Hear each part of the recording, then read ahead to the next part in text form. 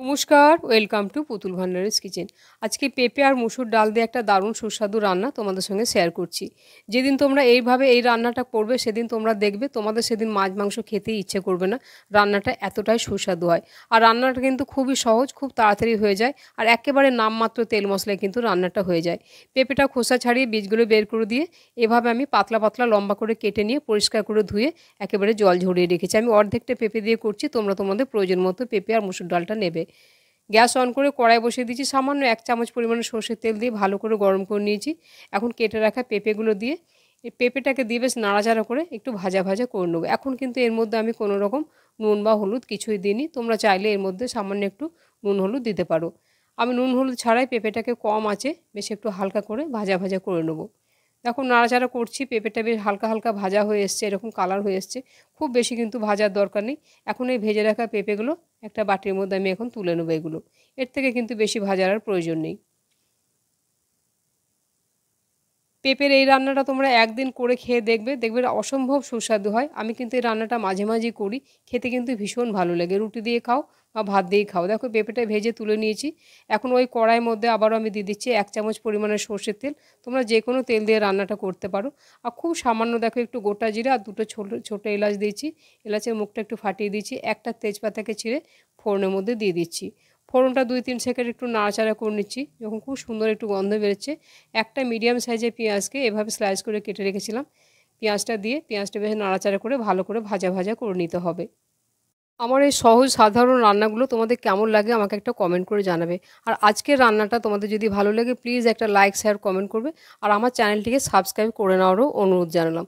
দেখো পেঁয়াজটা যখন এরকম হালকা হালকা ভাজা হয়ে গেছে, একটা মিডিয়াম সাইজের টমেটোকে এইভাবে স্লাইস করে কেটে রেখেছিলাম, কেটে রাখা টমেটোটা দিয়েও ভালো করে পেঁয়াজের সাথে নাড়াচাড়া করছি যাতে টমেটোটা একটু বেশ নরম হয়ে যায়। খুব বেশি কিন্তু এতে মশলা আমার লাগবে না, খুব সামান্য একটু মশলা দেবো।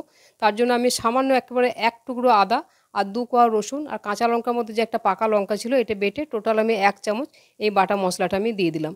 আর কিছু গুঁড়ো মশলা দিচ্ছি, হাফ চামচ দিয়ে দিলাম জিরে গুঁড়ো, আর তার থেকেও একটু কম পরিমাণে দিচ্ছি ধনে গুঁড়ো, আর এখানে দিচ্ছি ঝাল লঙ্কার গুঁড়ো সামান্য একটু।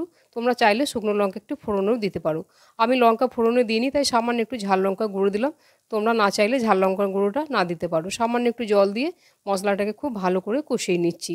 এইভাবে তোমরা একদিন মুসুর ডাল দিয়ে পেঁপে রান্নাটা করে খেয়ে দেখবে, আশা করছি রান্নাটা তোমাদের খুব ভালো লাগবে। মশলাটাকে খুব ভালো করে কষিয়ে নিচ্ছি। পাশে বাটিতে আমি গরম জল বসিয়ে রেখেছি, গরম জল একটু একটু করে দিয়ে মশলাটাকে আমি কষাচ্ছি। এখন আমি এতে দিয়ে দিচ্ছি পরিমাণ মতো হলুদ। হলুদটা দেওয়ার পরেও আবার খুব ভালো করে কষাবো, বারবার করে একটু করে আমি গরম জল দিচ্ছি। গরম জল দিয়ে দিয়ে মশলাটাকে কষিয়ে নিচ্ছি। গ্যাসের আঁচটা কিন্তু কমিয়ে রেখেছি, তা নাহলে কিন্তু পেঁয়াজগুলো পুড়ে যাবে। যেহেতু তেলের পরিমাণটা আমার কম আছে, এখন জল দিয়ে মশলাটাকে এইভাবে আমি কষাচ্ছি। আর ওদিকে দেখো যে মসুর ডালটা আমি নিয়েছিলাম, মসুর ডালটাকে খুব পরিষ্কার করে 3-4 বার ধুয়ে জল পাল্টে জল ঝরিয়ে রেখেছি। তোমরা চাইলে ডালগুলো একটু ভিজিয়েও রাখতে পারো। আর এই রেসিপিটা কিন্তু ছোলার ডাল, মটর ডাল বা মুগ ডাল দিয়েও তোমরা এইভাবে করে নিতে পারো। এখন দেখো মশলাটাকে কষানো হয়ে গেছে, এখন সেই জল ঝরানো মসুর ডালটা এর মধ্যে দিয়ে দিচ্ছি। মসুর ডালটা দিয়ে মশলার সাথে নাড়াচাড়া করে খুব ভালো করে কষিয়ে নিতে হবে। এমনভাবে এটাকে কষাতে হবে ডালটা, যেন ডালটা বেশ একটু ভাজা ভাজা হয়ে যায়, কাঁচা ভাবটা যেন মসুর ডালে চলে যায়। এরকমভাবে যেন নাড়াচাড়া করে কষিয়ে নিতে হবে, তাহলে কিন্তু খেতে বেশি টেস্টি হবে। এখন ভেজে রাখা পেঁপেগুলো দিয়ে দিলাম। পেঁপেগুলো দেওয়ার পরও খুব ভালো করে এটাকে কষাতে হবে, যাতে মশলার মধ্যে পেঁপে আর মসুর ডালটা কোনো রকম কাঁচা গন্ধ না থাকে। পরিমাণ বুঝে এখন আমি নুন দিয়ে দিলাম। নুনটা দেওয়ার পরে গ্যাসের আঁচ কমিয়ে দিয়ে এটাকে একটু কিন্তু সময় নিয়ে কষাতে হবে। এই ডালটা আর পেঁপেটা একসাথে এইভাবে মশলা কষানোর জন্যই কিন্তু খেতে একেবারে দুর্দান্ত হয়।